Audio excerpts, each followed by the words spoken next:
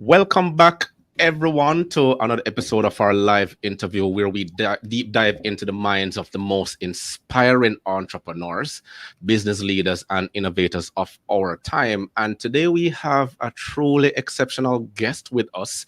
She is a powerhouse in the world of business and philanthropy, a doctoral candidate, and a community supporter who's raised millions for nonprofits.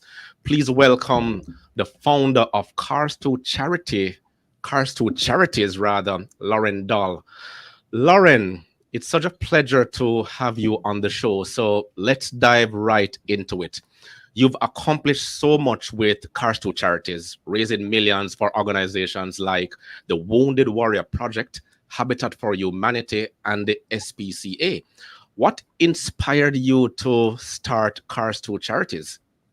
Thank you for having me, firstly, and great question.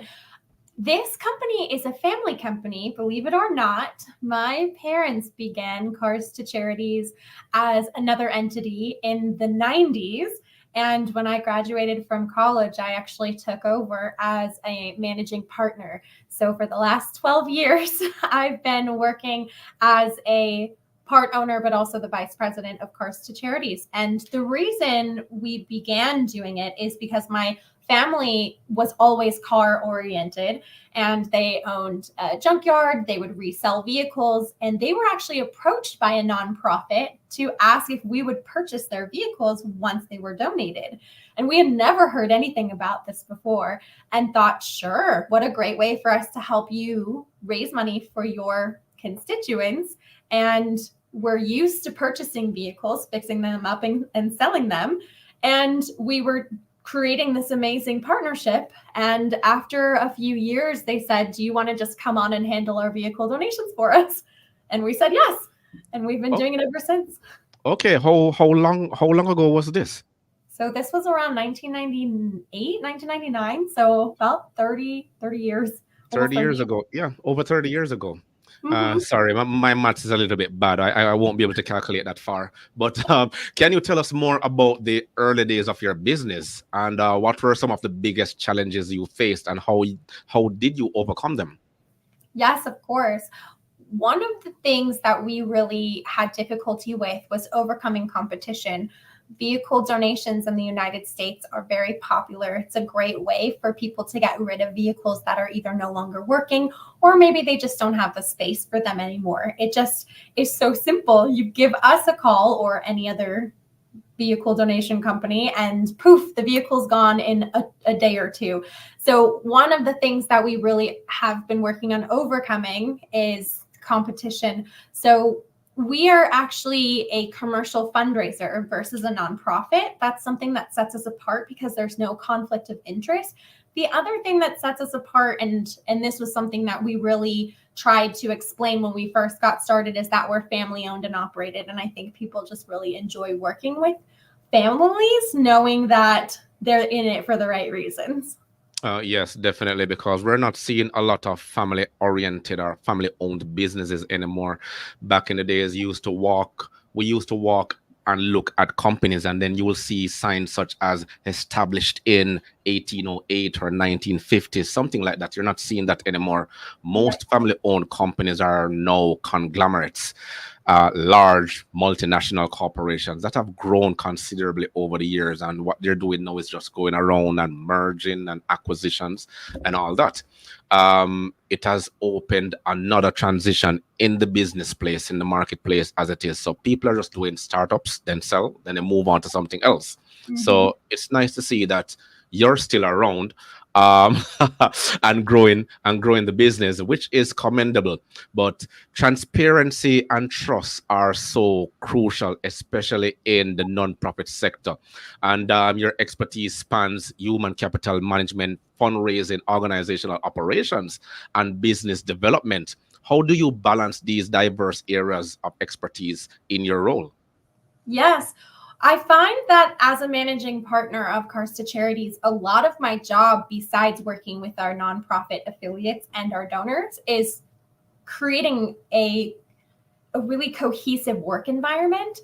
We have amazing employees that have been working with us for years, and my job is to create culture and foster engagement. And my background in human capital management really helps me with the day-to-day operations, just working with the team and working with staff. So it's really great that I've had the opportunity to go back to school and learn about those ways of bringing human capital management and engagement back into an organization that really is focused on uh, stakeholders outside of the company. So kind of bringing the relationships back to the basics and bringing the team together cohesively has been something that I've really enjoyed. And I feel like my background in those areas has helped me create that environment that's just so incredible. Okay, but I'm gonna ask you to walk us through the process in terms of Cars2Charities. How would I know about your website, your business? What's the marketing strategy? Oh, sure. We have a few marketing strategies. We do a lot of social media. We do some print advertising, and we also do Google Ads, which is one of those things that people have a love-hate relationship with. But the fact is, we found it really successful. And that's really the way. When you Google certain keywords, we pop up. And what sets us apart, again, is just the branding. I feel like it just looks so clean and people are able to see exactly what we do. Oh, okay, car donations, Cars2Charities. It's exactly what we do in the name. Okay, so persons just wanna get rid of their car. How walk us through the process, if you don't Sure. mind? Of course, it's so easy. There's two ways to donate. The first way is to call us. Our 800 number allows you to call at no cost to you. And you'll be on the phone with one of my care team specialists, and they all have experience with vehicle donations. And you'll give them information like the year, make, and model of your vehicle, how long you've had it sitting, if it's still running, things along the lines of the mileage, color, very simple things. And we'll just confirm the vehicle's title information and get you scheduled for a pickup appointment. And in 2 to 3 days, your car is gone. So that's the first way. The other option is to just go online and fill it out. And that's really great for a lot of people because they may say, oh, I can't call. I'm stuck at work. I can't be on the phone for a personal call. No problem. You can hop on your phone at break and in less than 5 minutes, put all of your vehicle information in, and we'll give you a call and schedule your pickup. Okay. Sounds very interesting, and it's not task oriented like so many others that I've seen, and I want to lament on the fact that there's no I in team. So obviously you have your team there working with you. So I'm curious about your perspective on the human capital management part of it. What do you think is the key to building and maintaining a motivated and productive team, such as the one you have running Cars2Charities right now? The biggest thing was showing people that I have also been in the trenches. I started at Cars2Charities as a secretary and an administrator, which meant that I, even as the boss's daughter, if you will, I didn't have any sort of special privileges. I was on the phone for 8 hours a day, sometimes 10 hours a day, taking in vehicle donations, handling invoices and paperwork, and just really doing it hands-on. And I think the team knows that that's where I began. And I still answer phones. So I will still, during the day, just answer phones, work with charities and donors. And I feel like that's such a great way to motivate the team to be productive, is because they see me in the trenches with them. Yes, that's one of my pet peeve about the dealership management. My background is I've worked with dealerships, car dealerships for the last 20 plus years. And I've Mm-hmm. seen a lot of people come and go, and I've seen a lot of I've experienced so many things in the past 20 years. And one of the hurtful thing within the industry is that you have so many people coming into the industry that they have no idea of what dealership management is all about. And some of them came in at the very top instead of working through the trenches like you do, who understand the foundation of the business and what the business is all about in terms of the value, the mission, the vision, and everything else, in order to aspire people to work work towards. But enough of that. I'm just going to be going down memory lane. But let's talk about innovation. Cars to Charity it's a unique concept. So how do you foster innovation within your organization? Yes, thank you. Great question. Focusing on innovation is actually something else I have experience with because of my education and because Cars2Charities is so unique. In order to stand out and be relevant in the market now, innovation is something we talk about every day. And one of the ways that we really foster the creativity that's needed in order for us to make an impact is to encourage collaboration. So the team, we talk every day and we constantly brainstorm. And this is not something we do once a week or once a month. It is every single day. What is something we look at KPIs, we look at our ROIs, and we see what's working. How can we make this better? And just by doing competitive research and fostering that sort of collaboration, I feel like the innovation is just there because we're constantly motivating each other to come up with the next great idea. Yeah. And honestly, a lot of people don't know what KPI is for. So you have to, spoon feed it, break it down little by little so that they can, no, understand that those are the actual targets. So it's very clear that innovation is at the heart of what you do. So on a lighter note, I hear you have some interesting hobbies. I did a little research. So, food, gossip, trivia, history, reading, fairy fantasy, and all these, things macabre. How do these actual interests influence your work?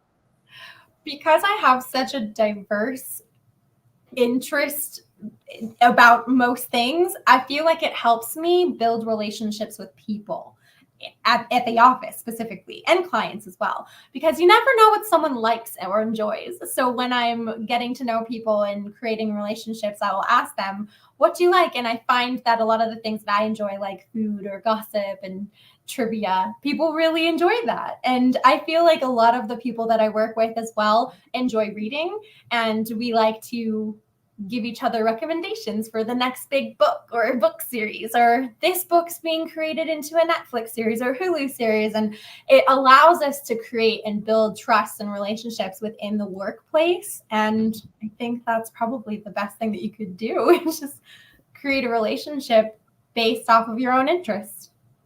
Yeah, that is very important, especially to have a work-life balance, and that is so important, especially now in today's modern world.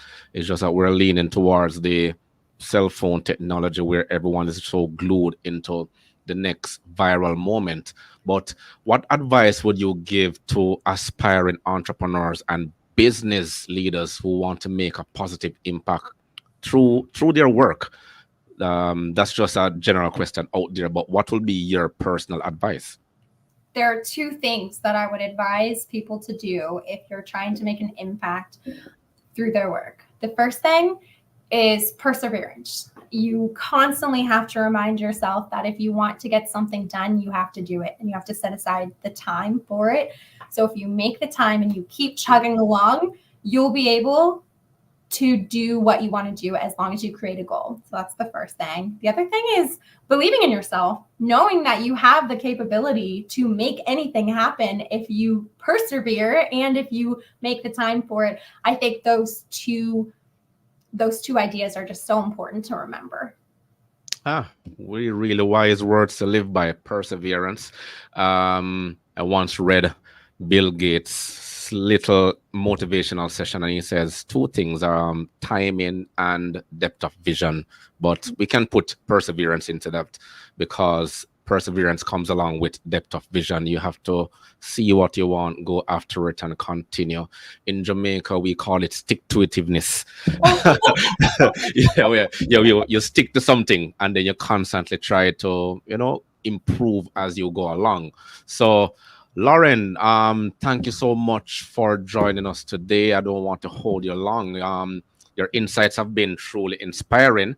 And to every one of our listeners, thank you for tuning into this episode. The thing is, I think I sent you on to another website, Whipflip, and they actually purchase cars from individuals. So what will be the motivation behind your company say, okay, you try to get people to trade their car in to donate it to charity, as opposed to me taking my car to someone else and I want cash for it.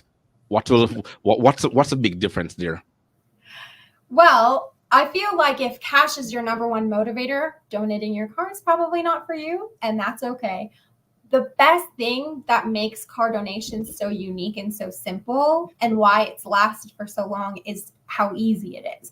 You're not responsible for going to DMV or handling any sort of paperwork. We take care of that for you. When it comes to vehicles that no longer run properly, you can't really sell those. They're junk cars, and in certain states and countries, you have to be careful about how you're disposing of your vehicles. So car donations is a great way to say, this car doesn't run anymore. What do I do with it? I'll just donate it because they'll handle it for me. So Yeah. I think the ease of the process with car donations is really great.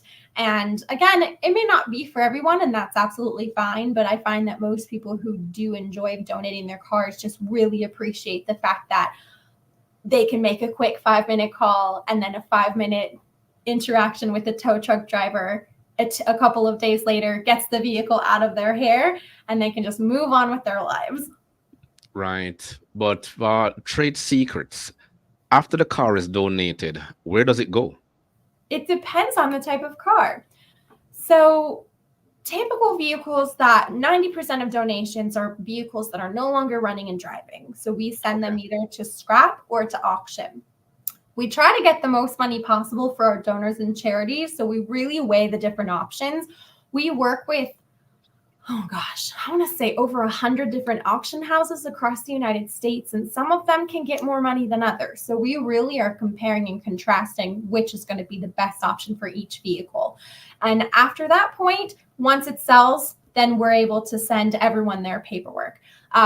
Certain vehicles, though, can't be sold at auction because they're just not going to foster enough proceeds for the charity or for the donor. So when we get specialty items like golf carts or heavy machinery or classic cars, we have specific dealers that we work with that will resell them. And a lot of times for classic cars, for example, we will even sell them to museums and get top dollar for them for our donors. Okay, that's rather interesting. So if someone wants to donate something from the back end, they can always go to Cars2Charities. But one final question: what are some of the most outrageous items in terms of vehicles that you've ever received from your organization? An airplane. Really? Someone Yeah. donated it? Okay. I won't get into the specifics of how you actually get a tow truck to remove that or something, but I mean, did you have to go for it or? We were lucky. We were able to use the storage facility for another couple of weeks while we were able to find a buyer, so we didn't have to move it. But yes, that was really interesting finding a buyer for an airplane. And we don't do them often, but when we do, the charities are so excited because they know it's going to be a large donation to them. So we're happy to do it even if it's a little extra work. Okay, there you go, ladies and gentlemen. Your donations in terms of motor vehicles, industrial, is it just strictly to the motor vehicle industry, or do you accept anything else? We are actually in the process of learning how to fundraise anything because with our license, we really can. So we're collecting art, fine jewelry, land. So if you have any of those things, give us a call because we can process them. Okay, definitely. And we will be putting the link to your website below in the description box for anyone who wants to reach out to Cars to Charity. And we continue to donate. Well, not to I don't want to use the word to the less fortunate, but it will actually go to a very commendable cause. And I'm sure what Lauren and her staff and her team is doing will definitely impact someone else or many more people right down the line. Lauren, your insights have been truly inspiring. And to every one of our listeners or who are watching, thank you for tuning into this episode. But don't forget to subscribe, leave a review, and share this episode with your friends. Lauren, are there any final thoughts would you like to share with everyone? I just want to say thank you so much for having me on the podcast. This has been an absolute joy. And my last thing to share with everyone is go out there, go get it, do your thing. Can't wait to see you on this podcast. All right, thank you very much, Lauren Dahl, everyone. Until next time, stay innovative and keep making a difference. Thank you. Thanks.